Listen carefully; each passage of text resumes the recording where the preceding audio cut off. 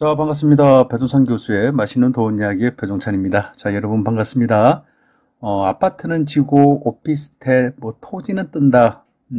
요런 뉴스들이나 요런 언론 기사들을 앞으로 여러분들이 많이 보실 것 같아요. 한 1년, 2년 동안은 요런 기사들이 굉장히 많이 나올 것 같습니다. 어떻게 보면 요게 기사인지 광고인지 모를 정도로 그런 단계에 이르기까지 여러분들을 현혹시키는 그러한 기사, 즉 수익형 부동산이 좋다는 기사들이 앞으로 더 쏟아질 것 같은데요. 그렇다면 과연 아파트는 지고 오피스텔이 뜰까요? 과연 그럴까요? 그래요. 간단히 말씀드리면 딱 2년만 지나보면 또 알 수 있을 것 같아요. 그리고 이런 말을 또 할 수 있을까라는 그런 의문이 들 정도로 이제 느끼실 거라고 이렇게 생각할 수 있을 것 같고요. 요러한 이야기는요, 또 2년이 지나든 앞으로 5년이 지나든 10년이 지나든 똑같을 것 같아요. 똑같은 얘기를 계속 반복적으로 할 것 같아요. 저도 똑같이 얘기하고 건설회사가 또 오피스텔을 분양하기 위해서 또 도시형 생활주택 분양을 똑같이 얘기를 할 수밖에 없다는 그런 이야기죠. 그래서 여러분들이 판단을 잘 하셔야 된다는 얘기예요. 돈 되는 부동산은 역시 저희 생각입니다. 역시 아파트만한 게 이 세상에 또 있을까요? 여러분 한번 생각해 보세요. 돈 되는 부동산 상가가 그렇고 토지가 그렇고 오피스텔이 그렇고 도시형 생활주택이 그렇고 빌라가 그렇고 공장형 아파트가 그렇고 여러 가지 부동산 투자 물건들이 있겠죠. 그 중에서 최고의 투자처 역시 아파트밖에 더 있냐는 거예요. 아파트라고 하면 첫째, 관리가 편하지 않습니까? 그리고 내가 돈이 좀 급하게 필요해. 그러면 부동산을 팔아야 되잖아요. 그런데 토지가 오피스텔이 쉽게 팔리나요? 쉽게 안 팔리지 않습니까? 그렇죠? 그런데 아파트는 시세에 대비해서 가격을 낮추면 쉽게 팔 수가 있다는 얘기죠. 그만큼 환급성이 좋고요. 또 무엇보다도 아파트 시세가 많이 올라간다는 얘기예요. 다른 부동산 종목들은 올라가더라도 조금씩 올라가는데 아파트는 급하게 올라간다는 얘기예요. 떨어지는 거로 놓고 보면 또 내가 급해서 부동산을 빨리 팔아야 된다, 빨리 환급을 해야 된다라고 할 때 아파트는 쉽게 팔릴 수가 있는데요. 다른 부동산은 토지가 됐든 상가가 됐든 오피스텔이 됐든 쉽게 팔기가 어렵다는 얘기예요. 물론 제값을 받고 쉽게 팔기가 어렵다는 얘기겠죠. 아파트는 언제든지 매수자가 대기를 하고 있다라고 생각하시면 될 것 같고요. 다른 부동산은 임자가 있어야지 팔 수가 있다는 얘기죠. 여기서 임자가 중요한 거죠. 아무튼 앞으로 710 부동산 대책 이후로요. 아파트는 지고 토지, 오피스는 뜬다. 이런 이야기 기사들, 방송들이 굉장히 많이 나올 거예요. 이런 거 있으면 좀 조심하셔야 될 것 같고요. 정부가 710 부동산 대책으로 주택 아파트를 타켓으로 해서 잡아들이니까 틈새 시장으로 이제 토지 시장과 오피스텔 시장, 또 테마 상가 시장, 요런 쪽으로 돈이 흐른다는 요런 이야기들을 이제 수차례 많이 들으실 수 있다는 얘기예요. 실제 사례를 놓고 보더라도 1월달부터 5월달까지 전국 오피스텔 매매 추이인데요. 언론에서 나온 거죠. 2020년 오피스텔에 투자들을 많이 하고 있다는 얘기예요. 2006년부터 2020년까지 평균 거래량은 14,115건인데 2020년에는 15,769건으로 평균 거래량보다 오피스텔의 매매 거래량이 많이 증가됐다는 얘기예요. 그런데 여러분 중요한 거 있죠. 왜 기존 잡더라도 2006년도 데이터까지 포함이 하는 거예요. 이게 2006년도의 거래량은 6,887건밖에 안 됐다는 얘기 아닙니까? 요런 작은 거래량을 집어넣게 됨으로써 2020년 15,769건 거래량으로 본다면, 평균 거래량으로 본다면 굉장히 많아 보인다는 거예요. 이게 굉장히 증가된 것처럼 보인다는 얘기입니다. 그런데 요거를 한번 또 생각 한번 해볼까요? 그냥 2017년도 거랑 2018년도 거랑 2019년도 그리고 2020년도 거를 놓고 본다면 2017년도 16,898건, 2018년도 14,825건, 2019년도 12,010건, 2020년도 15,769건이라는 얘기입니다. 평균으로 잡으면 비슷하다는 얘기예요. 그렇지가 않나요? 그래서 요게 이제 중요하다는 거예요, 이게. 또한 오피스텔 투자는요, 돈이 좀 부족하신 분들이 아파트를 사기에는 너무 많이 올랐어. 그리고 아파트를 사기에는 너무 많이 큰 돈이 들어가. 그러다 보니까 아파트를 사지 못하는 대신 대체제로서 오피스텔에 들어가는 경우 아닙니까? 그렇잖아요. 돈이 부족하니까 오피스텔에 들어가는 거죠, 우리가. 여기에다가 불황기 수익형 부동산은 역시 오피스텔이다. 이러한 광고에 의해서 사는 거잖아요, 우리가. 물론 710 부동산 대책으로 인하여 아파트에 대한 수요가 다소 줄어들고요, 오피스텔에 대한 수요가 늘어날 수도 있을 것 같아요. 왜냐하면 결국 세금의 영향이지 않겠어요? 23평의 매매 금액이 1억이다 라고 가정할 때요, 아파트와 오피스텔의 취득세 비교인데요, 현재대로 한다면 아파트 같은 경우에는 6억 이하지 않습니까?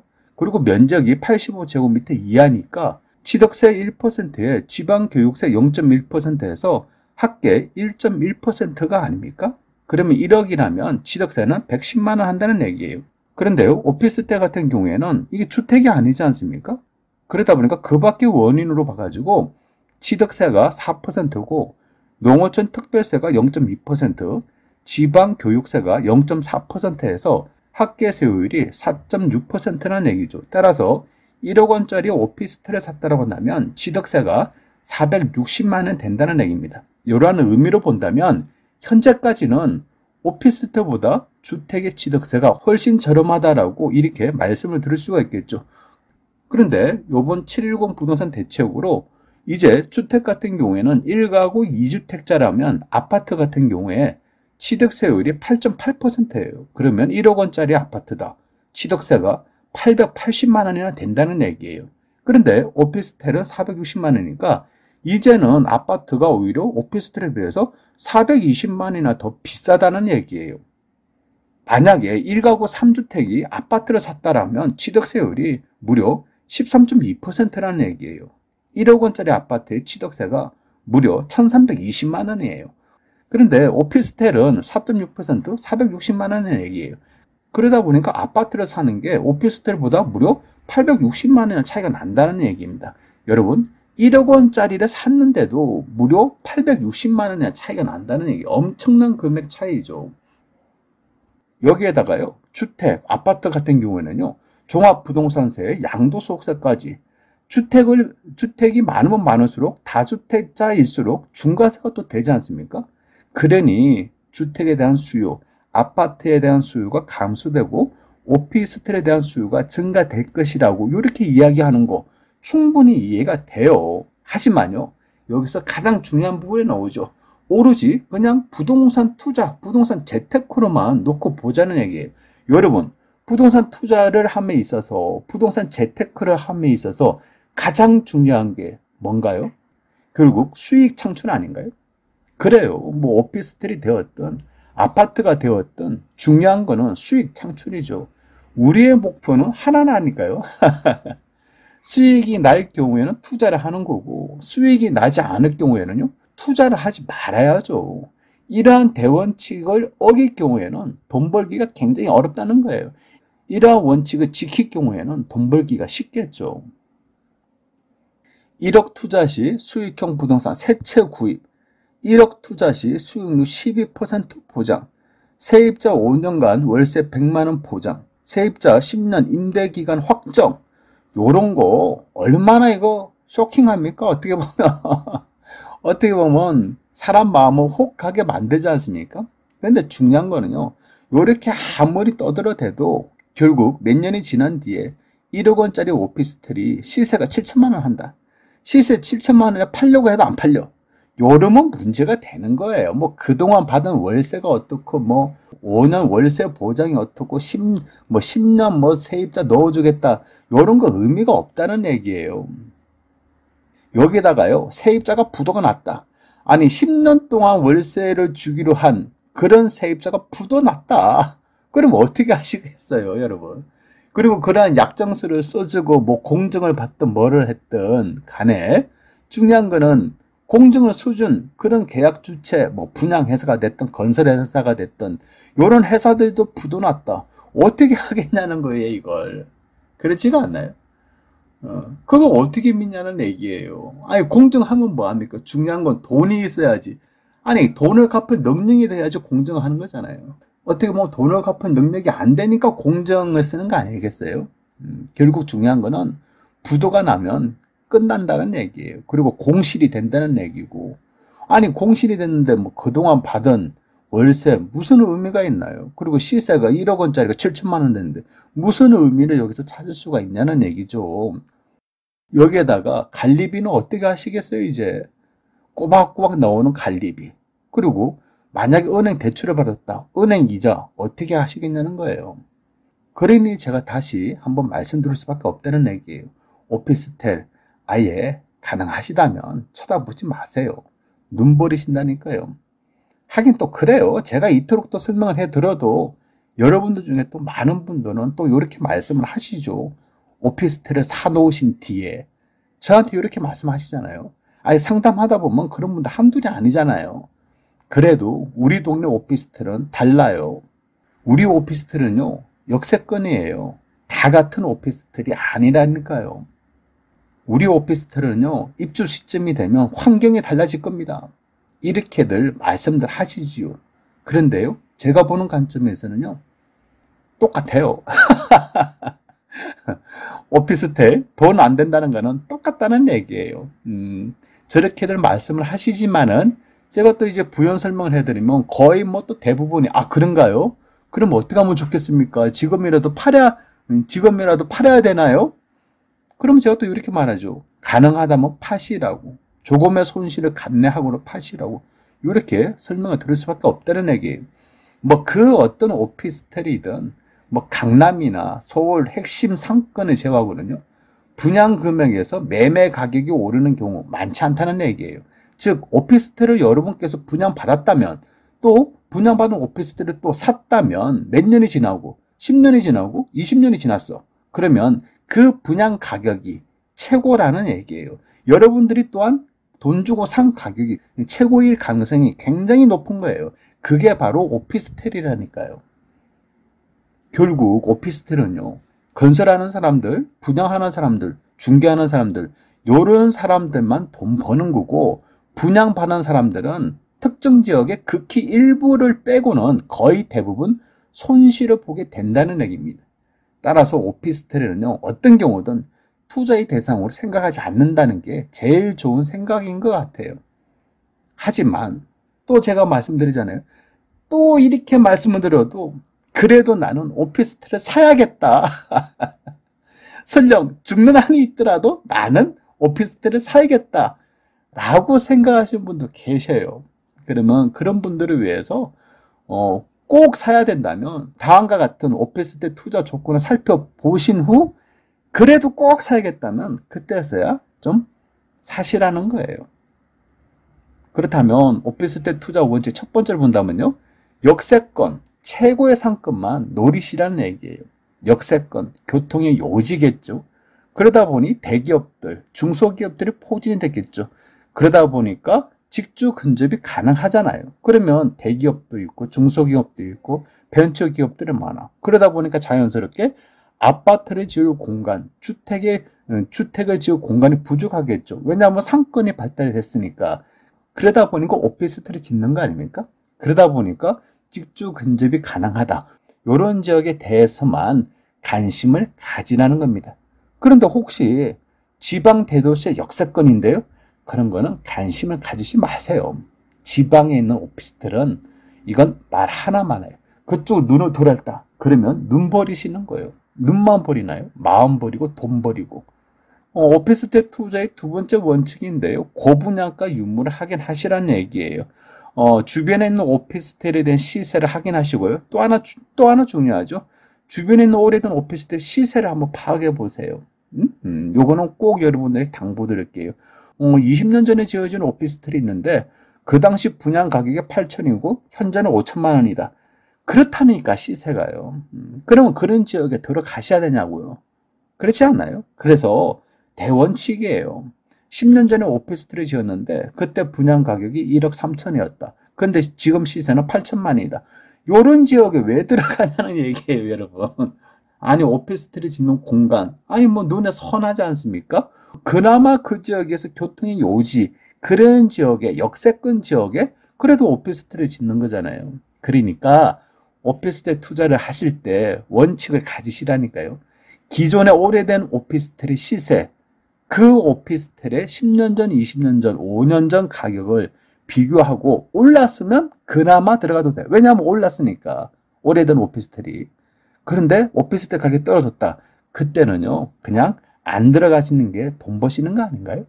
그리고 주변 아파트 시세도 확인 한번 해보시고요.